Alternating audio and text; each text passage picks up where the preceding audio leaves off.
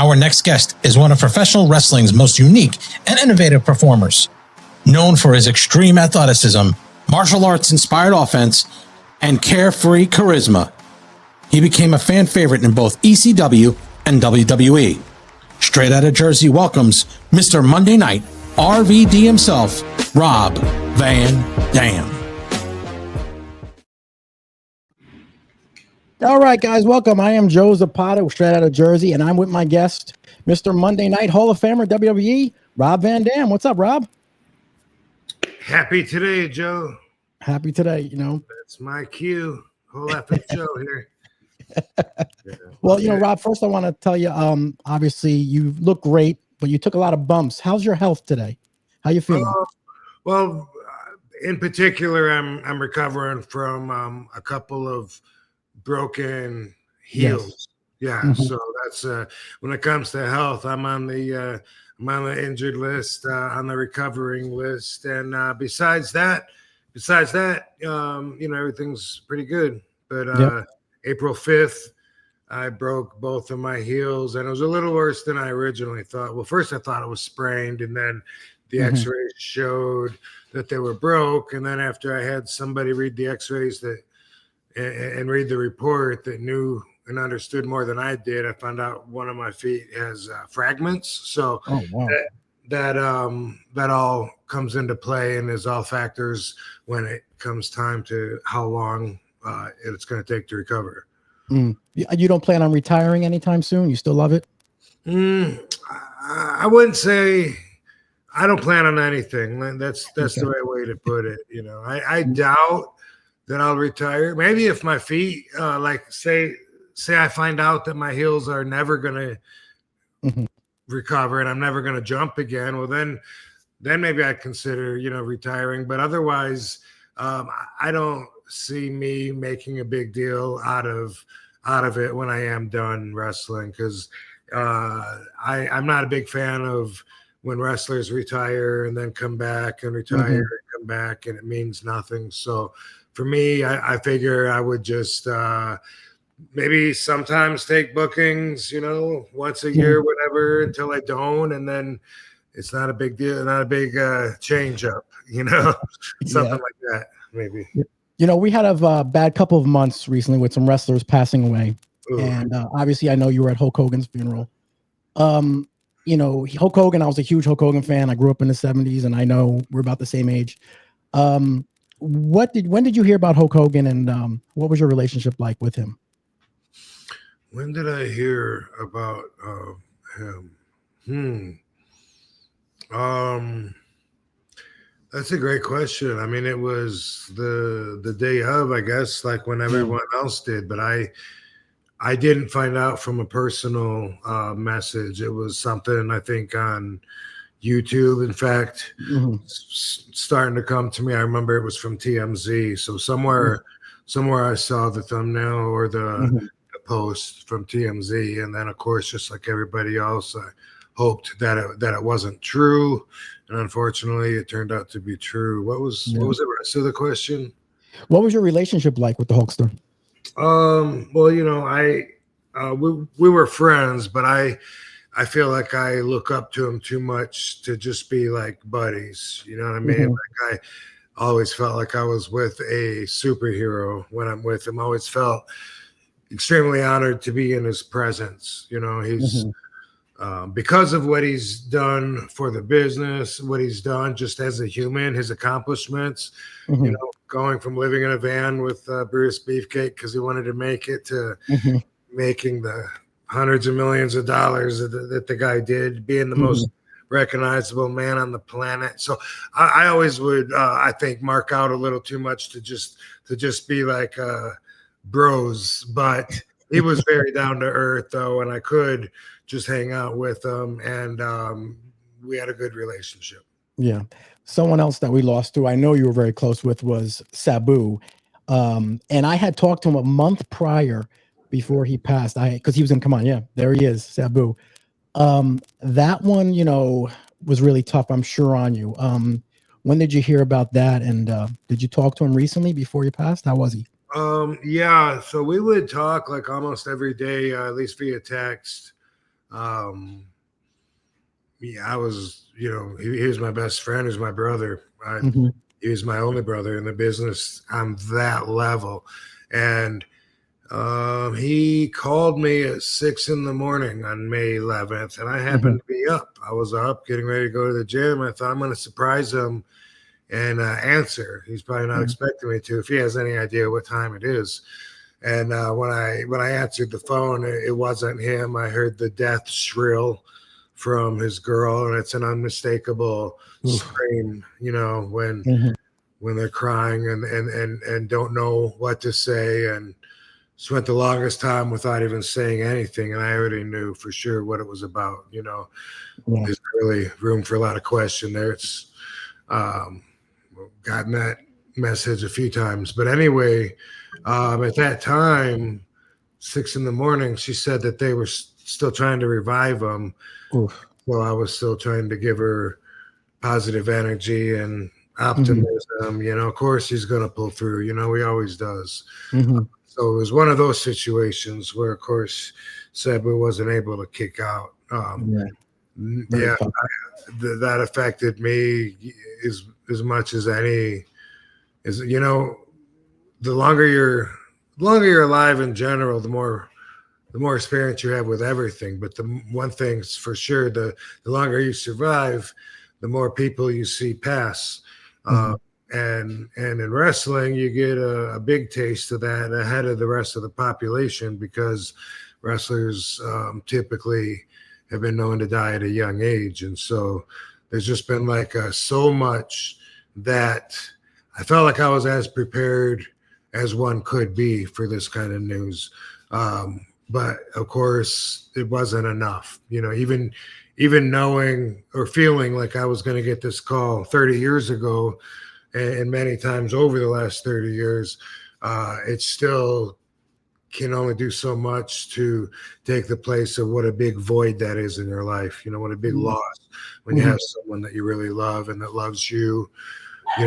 Without Sabu, the whole wrestling world is different now, because he and I were on the same page. We both agreed when we would watch wrestling, what's wrong with it, what's right with it.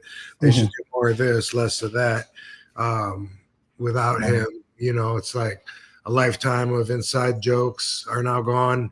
Now nobody gets them. And when it comes to the knowledge and the perspective like that, it's not going to be quite the same having any of those conversations with someone from a different school of thought. So definitely miss him. We got a documentary that we made that we just started promoting. Promoting it. Wow. When is that going to come out? Yeah. September 15th, I believe. So Something that bothered me is because I myself, and I take kratom. I take it. It helps me with some pain, anxiety, everything. I take it all the time. And I know Sabu took it. And then I heard some wrestlers saying some things about it on a show or something, and I was kind of bothered by it. They're saying, "Oh, it was the kratom," but I take it. I take a bunch of it. What do you think about that? Yeah, it's people that don't know what they're talking about. And specifically, I heard Vince Russo was one of them. Oh God, this kratom, it's worse than heroin, bro. It's worse than heroin, bro. The FDA doesn't even have it in its category because it's so deadly, bro. And what's it called? Crayola, Crema versus Crema.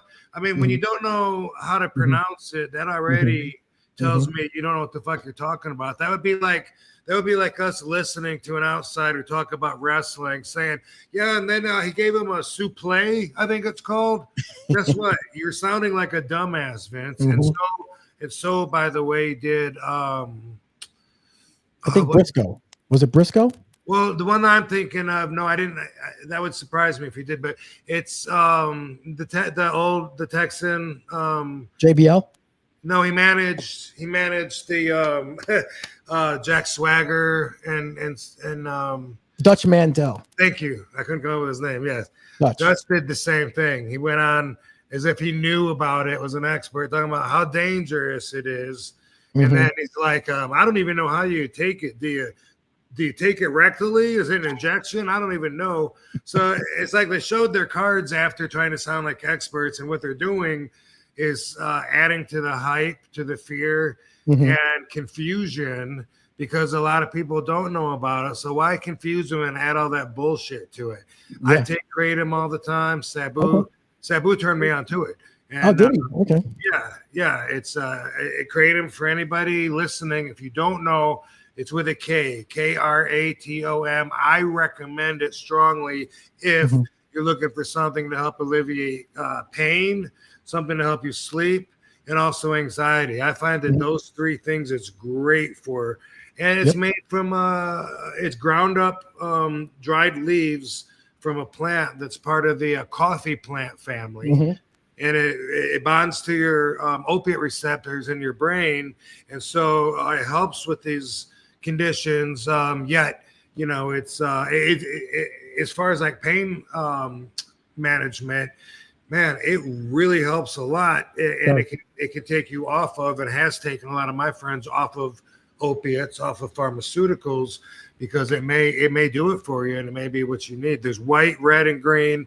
They say white picks you up, red is more for sleeping, and the green's in the middle. Personally, I don't notice a big difference. I have been told by two different manufacturers that it's all from the same leaf anyway. I tend to believe that's more of a sales pitch, but everybody gets different results from everything. But this is something I recommend. In fact, I'm talking to a company about possibly even having an RVD brand. Oh, wow. Kratom, because so many people don't know about it, and it can help so many people. No, I definitely take it every day. It's really good for me. You also cannabis too. You have your own line, correct? Of cannabis? Well, I did, but I don't anymore. I had two partners that already had their own CBD line before they became my partner, and then while we were making money, they were just taking money out of my company and putting it into theirs, and and stealing, and then telling me that they weren't paying themselves. So so we just ended up closing shop there. But we had the best pain cream, and I wish I could still have that out, because so many people were able to get it and get relief that didn't get benefits from other products. So we had CBD in different forms. I had THC going in Oklahoma and in California. And, you know, maybe I would have something again. I have an LLC open in case, but I'm not looking to own or manufacture and get ripped off anymore. Just licensing my brand on something I approve, something more, you know, which is part of like what I do with everything across the board. One thing I want to mention about the Kratom, though, I always forget to tell people, people get high off of it. I forget that because I don't get high off of it. I don't get high. No, I don't. Yeah. So it's weird because I forget that, but other people, like some of them, that's their main reason. And I would have to take so much. And I proved this on my podcast, by the way. I had the capsules. Yeah, I had the capsules. The powder works the best, but it doesn't really taste that good. Tasting great, no. Ugh. Yeah, so I had the capsules, and it had 4 as a recommended serving, and I kept taking 8 at a time every few minutes when I had Taz on our on the podcast. And I just to prove a point, I kept saying, worse than heroin. Never felt it. It never even changed my mood. And like I said, everybody reacts different to everything. So I forget to tell people that some people do say that they get high from it. So you keep that in mind if you're going to try it. It's Kratom, Kartom. And you get it at head shops where they have CBD and where they have pipes, not where they have cannabis. Yeah, exactly. I mean, it's illegal in some states, but some states it's legal. Very few, but yeah. Yeah, like Jersey here, you can usually find it everywhere. But yeah, there is a few jurisdictions where it's prohibited.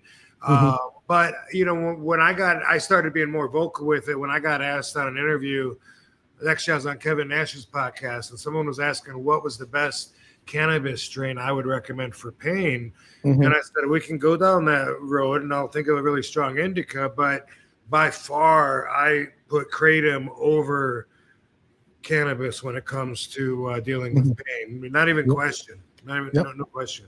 I agree. Do you think if it was allowed more in the wrestlers back in the day, we wouldn't have so many wrestlers who passed away? Oh, I have no question about it. Fact. To me, that's a matter of fact. And the proof is, look at today's generation. They're going to live longer. Yep. You know, the wrestlers now that are dying under 50 are still the ones from my generation for the most part.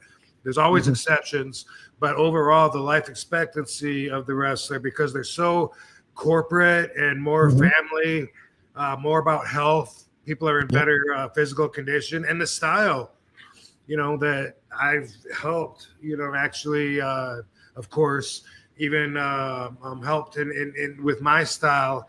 I've helped the style adapt to a style that's more physical. When you think about it, in the 80s, when it was 350-pound big guys, you know, that would just pick up a boot or do a standing splash. Now everyone is in wrestling school. They're learning flips, hurricane ranas, gainers. They're doing everyone else's moves in the school, and you really couldn't keep up with that kind of style if you still lived the lifestyle. I think that some of those guys lived back in the day where they couldn't wait to go from the armory or arena straight to the bar, or they'd be drinking already. But you know what I mean? It was a party lifestyle. Totally different. Yeah, and not as physical in the ring. These guys are going to live longer, no question about it. Yeah. I remember wrestling when you actually got your first kind of break with the $1 Million Man dribbling the ball, right? Well, no, but around that time, it was actually a little black kid with the dribble in the basketball. Okay. I looked a lot different when I was a kid, not that different. and he kicked the ball out. So For me, what it was he called me into the ring. Okay. And he said, "I'll give you $100 to kiss my hot, stinky, sweaty foot." I was just so excited to be in the ring and get the opportunity. I was like already down there pulling his boot off. I said, "Say less." That's funny, man. That's you crazy. See them toes, yeah. And I knew that the whole thing was you negotiate. I could have got $500, which would have been the most money I ever made at that point in my life by far. But I was too excited.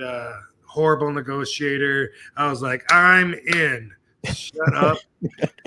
Take my lips." Yeah. So then, obviously, you go see Sabu's uncle, the Sheik, and he's the one who trained you, correct? Yes, that's correct. With Sabu. With Sabu. Yeah. So I met Sabu when I met Sheik. He wasn't quite Sabu yet. But the first time that I had a tryout in the ring, it was cold in Michigan, and they had it in this mechanic's garage because the Sheik's son was a mechanic. And so they had a ring they made that they cut in half, and it was 8 feet one way by 16 feet the other. But I still had the ropes all the way around. And anyway, that was when I did a tryout. He put Sabu in the ring with me, and I was just like, man, I didn't really know how it worked. I was 18, you know, and I was just like, this. He had an afro, and he was skinny, and I was like, I never seen this guy on TV. What am I going to learn from him? You know, but turns out that he knew what he was doing, and you know, we locked up, and I had told the Sheik that I'm acrobatic and agile, and that I do these flips and kicks, and he wanted to see them, you know, so he told me, show me what else, and I kept doing somersaults and backflips and spin kicks and splits till I ran out of stuff. And then he had Sabu grab me and like move me around the ring and pull me, push me, jerk me around, and I really didn't know what my agenda was. Like, am I supposed to resist, or am I supposed to be, you know, walk with him, or am I supposed to fight? I didn't know, and I really didn't know how I did until the Sheik said, you know, good job, come back next week. And then it was always the two of them, except for a long period of time, Sheik was gone, and I was like, hey, you know, we haven't worked out in the last 2 or 3 weeks, you know, what's going on? And that's when Sabu said, well, I'll work out with you if you don't mind. The Sheik's not going to be there. I think he was sick. Yeah, I think he was sick. I didn't know at the time, but reading his book and trying to put everything together in a chronological order, there was a lot going on that I didn't realize at the time. You know, how I fit into that story. But find it fascinating now. But anyway, so a lot of times me and Sabu would work out by ourselves, and then that's when we would try a little more fun and dangerous stuff, because we always wanted us back to the basics, which now a lot of guys seem to be skipping, because it was just about locking up and grabbing each other and trying to pin each other and doing. And kayfabe was still alive, though, right? People believed in kayfabe. Kayfabe was alive at that time. It was at that time, the wrestlers protected the business. It was like that's how they made their living. Nobody was allowed in the dressing room if they weren't a wrestler or a referee or a manager. Like that just didn't happen. And I've seen Sabu throw vendors and building people out of the dressing room so many times, and that's just that was the world that I got brought into. And of course, now it's so different. You know what? That question reminds me. Even in '96, when it could have been '96 or '97, when that documentary Beyond the Mat was Barry Blaustein. Was that the guy's name? I think it was. Yes. Correct. So he's making this documentary and he's wanting to film us preparing for our matches and stuff, and we did not like that at all. Of course, no. And so like he met with a lot more opposition than I think he realized, because he was sabotaged in a lot of ways that I don't know if he ever found out. Like when his VHS tapes were left unattended, some of the boys would take them and throw them away. I remember one of the guys specifically put them in. There was holes in the wall, like in the paneling, in the 2x4s or whatever, so you could drop stuff and it would go down, and you would never find it until you're remodeling or something. A lot of his equipment and stuff got like thrown down there besides us, saying, "Fuck no, I'm not gonna fucking talk to you." And then, but when I saw the movie, I thought it was so good that I kind of wished I would have taken like a bigger part in it. But that was still very taboo. It's still really, really weird, and I'll tell you, just by the belief going a certain direction, so has the actuality of what we do.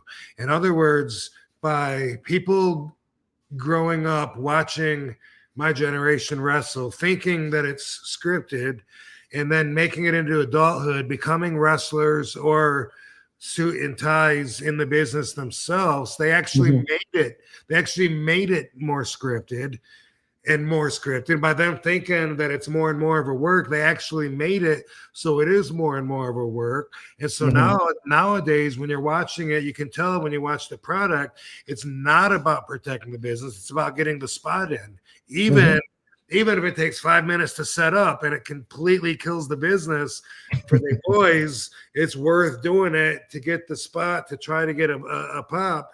And they've already thrown away the number one rule in the business that I got taught, which of course is protecting the business. That meant nothing.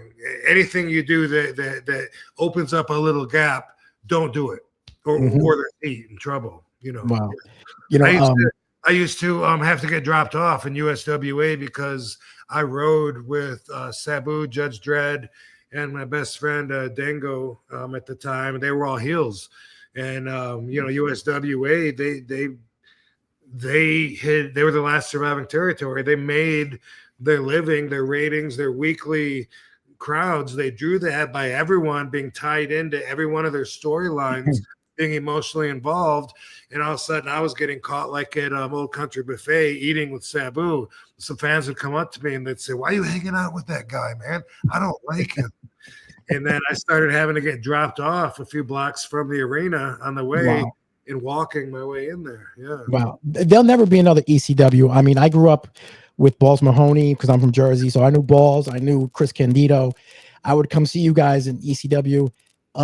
You guys were pretty crazy back then, and it'll never be the same. Did you enjoy ECW the most compared to WWE? So much. It was very intimidating at first.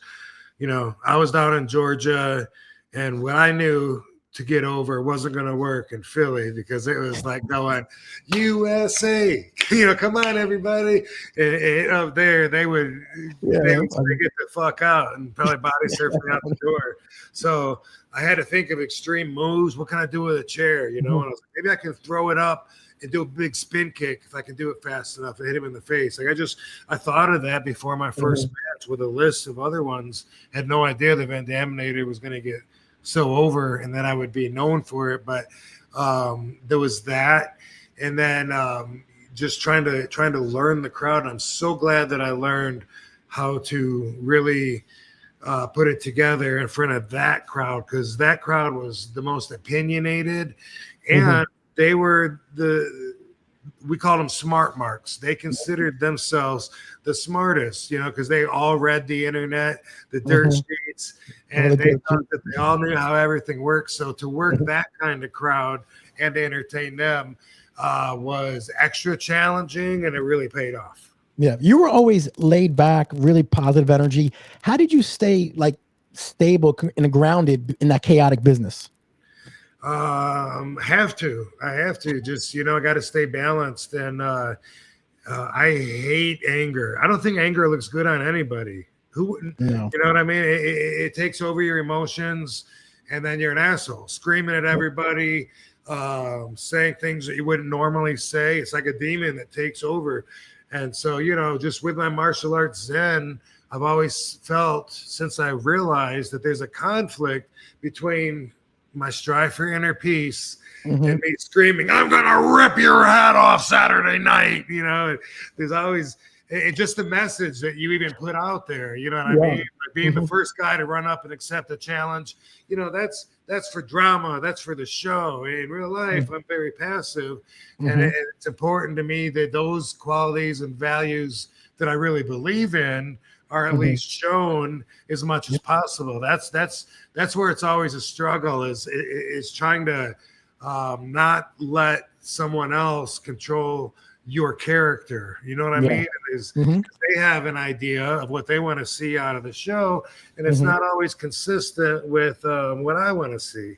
So that's always been part of it. But they have wanted to make me mad, like not ECW so much. I don't remember them, but definitely in WWE, they were very specific. Like, we just got to see you lose your temper and maybe pull your ponytail out or something and get really mad. Like, they really thought that was where the money was. And I was always like, don't you have everyone else to do that? Yeah. I remember, I think when Kane, was burning you when you try to act like that. Oh, yeah. Bruce Pritchard hated hated my acting in that. And we kept having to do it over and over. And he's like, Rob, scream like you're scared, like you're dying. He's setting you on fire. I'm like, I am. I'm trying, And one time he was like, cut. And he goes, Rob, you're acting. Well, it sucks. And I was just like, man, I don't fucking want to be here. I hate this. Why don't you just pay me to fucking do what I do in the ring? Fans love me. You guys don't realize it. Yeah, exactly. Let me ask you about Taz. I've met him before back in the day, and he was for us fans, he was a jerk. Maybe he thought I was a mark, whatever. He was a jerk. I mean, there is a story, you pick a hand when you go about to smack him. What happened with that? Tell my audience that. Pick a hand. So, Taz and I had an angle behind closed doors that was building for a long time. In fact, when I came into ECW in January of 96, I think that I was kind of stepping on his toes because him and Sabu had been building up this angle, but they weren't touching each other yet. They hadn't wrestled, and it was going to keep going and keep building forever. He was going to be maybe the first guy to beat Sabu, I believe. I think that was his agenda, what he wanted. And then when I came in, me and Sabu started working right away and having these great matches, and then I beat him. Boom. Sabu was always feeding me Taz's feelings, whether he was adding to it or whether it was, who knows. But he was always telling me, on the ride home after the arena, once we're away, he'd be like, oh, he goes, man, you got to do something about Taz. I'm sick of him telling me, I'm going to whoop your boy's ass. Your boy's a smart mouth. I'm going to have to smarten him up. And I'd be like, what? He said that? Are you serious? Why are you just telling me now? And there was so much of that. And it came to a head one time, and then it didn't happen, and then it built up again. And yeah, there was something. There was something where I'm like, the line has been crossed. Mm-hmm. And I was like, it's not. I don't want to talk to him. I don't want to have a pushing contest. When I see him, I want to settle this, physically. That's what I thought at the time. I thought that he needs to be knocked off his throne and buried, because I felt like he thinks he's the king, and I got to hurt him so bad in order for him to realize. And because I was as assaulted as you can be, because Sabu was like telling me like Taz was just like, gonna have to whoop your boy, man. I gave him a chance. I was like, what? Man, he's never gonna fucking think that. And anyway, on the way to the arena, when I knew he was gonna be there, I knew what I was gonna do, but I didn't tell anybody in the car. And they were making fun of Taz like we always did. It was just always, that's something we did all the time, was because he was such an easy target. We'd imitate his voice the best we could. We'd say, brother, that better not be orange. Are you wearing orange? I own orange. Because all these were based like on real stories that he had said. But this time I was not contributing to all the stories. I was hearing them all. I was like, and I was just like, I can't wait to get there. And I didn't want anyone to stop it. So when we got there, I just went, dropped my bag off, went straight for Taz. And to disrespect him because he believed in his character so much, at least that was my perspective, I called him Peter, which nobody would do and expect him not to be mad. And he was sitting down. I just went right up to him and just said, hey, Peter, pick a hand. And he looked like, what? I went smacked him across his face. And he stood up out of reaction, and he started moving his fanny pack to the side. So I was like, sweet, we're going to fight. And bam, I gave him a quick jab in his lips. And then before I could follow up with a powerful right, I was going to knock him out of his boots. But he was just standing there looking at me in surprise. And I was like, put your hands up so I can fucking hit you. And he was like, whoa, whoa, whoa, whoa. Rob, what is this? And I was like, you know what this is. Put your hands up so I can knock you the fuck out. Let's go. And he was like, Rob, like, we're fighting, bro. I just smacked you in front of everybody. Let's go. Let's do this. He was like, I don't know I don't know where this is coming from. Everyone here knows where it's coming from, bro. This has been a year and a half. Let's go. You're a badass. You're going to kill me, right? You're going to wait. Come on, let's go. And he ended up just keeping his hands down, surprised look, and was like, we need to talk. And he turned his back on me and he walked out. And I was like, I was, I was keeping it cool, but I was like getting frustrated because I thought I put us in a position that we couldn't get out of without fighting.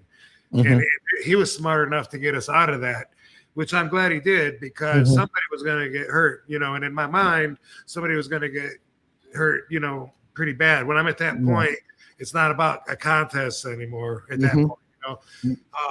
But I followed him. We went out and we talked it out, and we ended up hugging it out, and he's been so cool. And since then, he's one of my favorite guys to see. Ever since that incident, it seemed like he took a different perspective of himself and everything that was going on, and seemed surprised that everybody looked at him the way that they did. He seemed like he didn't even realize it. And, I don't know that I would handle it the same way again now, but at the time it did seem like it was very much business and some personal, but mostly business. Let me ask you about Vince McMahon. Obviously he's been in the news recently with a lot of things going on. He's got some, a lot of things going on that he's got to deal with. Did you talk to Vince much, or did you just lose the office? I thought you were going to say at the wedding. I was going to say nobody did. Like, he disappeared in a cloud of ninja smoke. Oh, really? After his speech at the wedding. Oh, at the funeral? But I'm sorry. Yeah, fuck. Yeah. We've been to, been to 4 funerals. Yeah, I know. A wedding. Sorry. Yeah, thanks for knowing what I was talking about. But yeah, no, not really. Like, back in the day, I would say I probably only had maybe like 4 or 5 at the most, like real conversations, in all the years from, The first one, the first real conversation I had was when we did the invasion angle in '97 with ECW. We're on WWF programming. They got me on there, Mr. Monday Night, beating WWF guys. Yep. It was a great thing for ECW to get discovered, and everyone was talking about me and ECW. And then they wanted me to do a job, and I was like, how is that going to help ECW? And Paul had primed us and got us ready to leave the whole time. He's like, the whole time, anytime you smell something that doesn't smell right, just say the word, we're gone. We're gone. They don't like us here. They're going to bury us. Don't leave your bags unattended. They'll shit in your bag. And so when something finally did smell a little funny, and I said, I'm not going to do that. Why would I do that? Why? To show that WWE guys are better than ECW guys? Like I don't get it. Like, why I'm here as an outsider to do a job. Like, I don't get it. And they shuffled me in to talk to Vince, and I'd already been there 4 or 5 weeks. That was the first time that I actually even talked to him. Oh, wow. That's great. And I was surprised to learn that he thought I was staying. He thought that I was there starting my WWF career, and the Paul just worked everybody. Oh, wow. He had me thinking I was there for a very short time. He didn't know how short, and he expected it was going to implode any week. And week by week, we were just guessing, is it going to last another week or not? I had no idea that he'd already, in theory, sold me to Vince. Wow. With your athletic ability, you go karate background and everything. Did you ever consider doing MMA? No, you know what? It wasn't around, so that made it really easy. Yeah.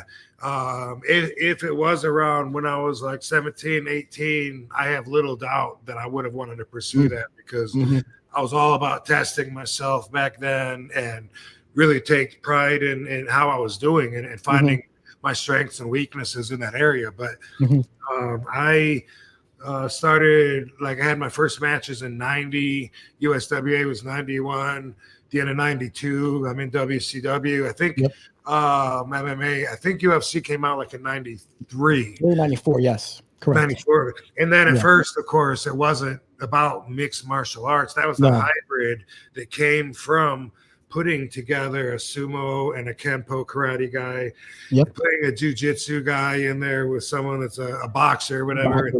So the first several pay-per-views were different styles clashing, but what we learned out of that was what would really work. And then it became this hybrid MMA that has a little piece of everything in it. And that didn't happen for years later, No. Do you watch wrestling today? The wrestling that goes on today? Some. I'm not an avid watcher. I don't keep up with the storylines enough to probably. Is there a wrestler that reminds you of a young version of RVD?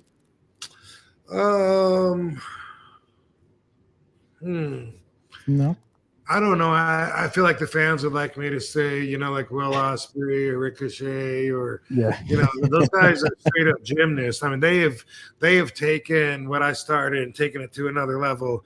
Back then, nobody was doing anything. So if I did a moonsault on the mat, that looked like something really special. Me and Too Cold Scorpio, Sabu, of course, just a few guys that were thinking outside of the box. It was a lot easier to impress them, because now they're doing a springboard from the middle of the ring, doing a double flip. And so, they all, I see a little bit of my inspiration in all of them. Obviously, Kehlani Jordan does RVD moves specifically. Which is a bit of a tribute to me in some ways. So I think knowing who else. Ninja Mac is awesome, by the way. If you hope he gets a chance to get some major exposure in the United States, so everybody can see what he's got to bring to the show.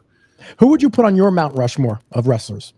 I guess I would go with, of course, Hulk Hogan. I go, I'm thinking the guys that main evented a lot of, if not the most, pay-per-views, WrestleManias that made them big money. The guys that WWE invested in by paying them extremely well to where they're like they had a different career than me as far as that goes. And so I think of Hulk Hogan, Steve Austin, The Rock, Mhm. Cena. Cena. Okay. Yeah, Cena. Uh, Is there a dream opponent from any era, any promotion you wish you could have wrestled Um, that you never? Because you wrestled a lot of people. yeah, I really have, but I don't really do a lot of I don't do like fantasy matches or think about No. that really. I'm No. trying to, but Hulk Hogan did say to me one time when we were at his Hogan's hangout, Okay. New Year's Eve, we were there hanging out and had a couple drinks. This was before he quit drinking, and he actually like stood up and said, "Lock up with me, brother." And had me lock up with him, and he said, "Man, I could have made a lot of money working with you." Mhm. And I don't know if that's true or not, but I'd like to believe it, and I sure would like to give it a try. Mhm. Is there any favorite like munchies you would have after the show or something that you would eat? No. No. No, I really don't snack. I No, don't you snack, don't. and I don't really do munchies like in between meals. It's usually a dry scoop protein powder, Protein powder, yeah. and take that like in between the meals, Mhm. and protein bars do the same thing with. But Yeah. How do you train today compared to your peak in the 2000s? What's your training style now? How do you train? So I lift way lighter. Oh, okay. And that's because of injuries and Mhm. my body forcing me Yeah. to. So I used to lift like really heavy, like every bench day I'm benching over 400 pounds. Oh, wow. Squat, yeah, and I would squat every single time I would squat. I would go at least to 405 for 12 reps. Mhm. Sometimes go over 5 when I was trying to really push it, Mhm. and that used to be a lot more of my workout. I grabbed the 100-pound dumbbells. Now, I might grab 45, 55-pound dumbbells and do more reps. Mhm.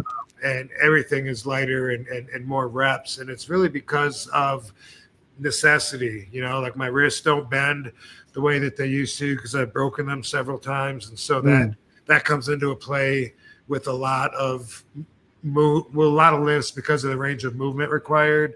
Mhm. And same thing with my shoulder or shoulders if I get past one. So little things like that have caused me to adjust. And besides that, I think I kind of stick to the same philosophies and not that I really have routines, but my approach, I guess, to how I work out has been pretty consistent. What kind of activities or hobbies do you outside of wrestling do you like to do? I watch TV with Katie. That's Okay, something yeah. that, like, Mhm. that's how we wind down at the end of the night. Mhm. One of my go-to areas of fascination that I geek out in is the mafia lore. Oh, wow. Okay. Yeah, I've always been a bit of a geek in different areas. I was a comic book geek as a kid, and Mhm. I was a Greek mythology geek. I had to know everything about it. Me and my buddies stole every book from the Penfield High School library on Greek mythology one by one, sliding them out in our folders. And I actually returned all of mine a couple of years ago, and they have it on display now, Mhm. which I Wow. saw a couple of years ago. But and Hollywood history was also a slot there that for a while. But my interest in Hollywood history seemed to take a left turn into mafia lore because Mhm. mafia was a part of Hollywood history, with Mickey Yeah. Cohen being the Hollywood gangster, Bugsy Siegel as well. Then they went to Las Vegas, or not both of them. Bugsy Siegel went to Las Vegas, and so my interest did too. And the whole history of Las Vegas fascinates me. So I like history, and in particular, La Cosa Nostra and the Italian mafia history. Yeah, I'm actually interviewing Dominic Sicali on Sunday. He was in the Nice. Bonanno. He's a, I don't know who he is, but he's a Bonanno hitman. Yeah. Yes. So I'm interviewing him, and yeah, he's very that. Cool. I want to ask you this question, and I know might be a little bit tough, but if you can sit down with Sabu for one last time for dinner, what would you say to him? Well, I'd ask him what's up with this crazy girl that he was seeing at the end. Okay.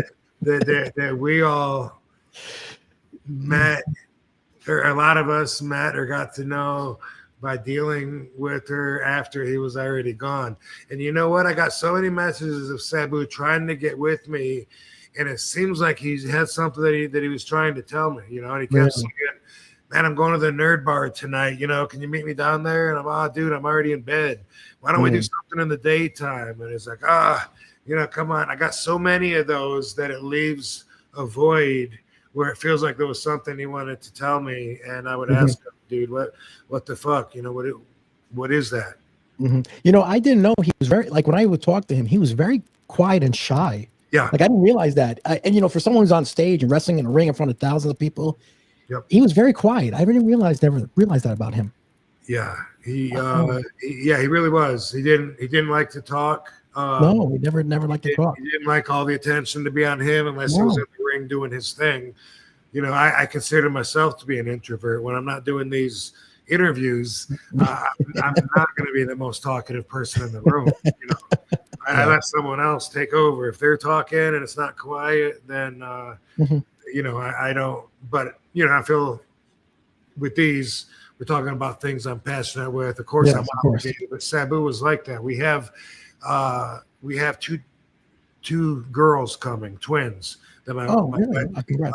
Sabu passed away, and then we found out that we're pregnant, like really shortly after. One of the babies is much more shy than the other one. When we're getting the ultrasounds, it's always a lot of work trying to get her to you know, to pose for the camera, so to speak. And we're naming her after Sabu. Her name will be Saba. Oh, wow. That's really nice. That's really, really nice. That's really great, man. Where are you going to be appearing? Where can people find you? What you got coming down the pipe? Yeah, I always try to have my appearances up at robvandam.com. So keep that in mind. And coming up, I had a trip to Canada that just got canceled. I'm going to Idaho for a wedding. I just got back from Fan Expo yesterday in Boston. And so coming up, what I got is a Canada. It's in Toronto. I think it's the Ottawa Comic Con. Okay. Yeah, and so that's the next one coming up. My OWA, which I'm part owner of. I see we got a couple shows coming up. San Antonio, and then one in Chicago. I don't think I have those up on my robvandam.com yet, but I will. This is a good reminder. And then in November, there's that one in North Carolina, that Cade, or is that WrestleCade, I think? WrestleCade, correct. I think I'm at that one. Yeah. So I'm gonna post them on here also.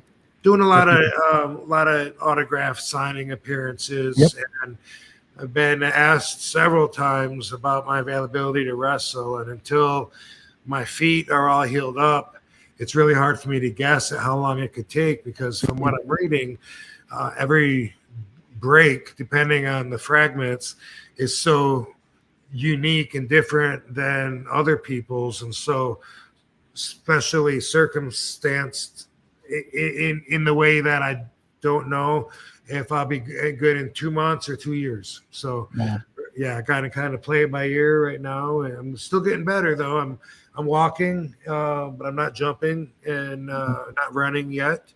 But that hopefully will change very soon. So in the meantime, I'm not even thinking about wrestling. Doing a lot of these autograph signings, and just like always, I'm at least as busy as I want to be, if not a little more. Got a lot of stuff to do around home too. Yeah, exactly. Well, Rob, I want to thank you so much. You always bring great energy. You know, you're a really positive person. Congrats, you and Katie having the kids coming and everything. You know, anytime, let's get together again, man. You're great interviewing everything. Awesome. Right? Appreciate it, Joe. Thank you, brother. They watch for the SABU documentary. Trailers are on social media right now, so hopefully everyone. I'm going to put everything in the link too below. Thank you, Rob. Appreciate it. You're the best, man. Fantastic day. Thanks for watching the Zapata Brand Podcast. Please subscribe to the podcast and listen where all podcasts are available.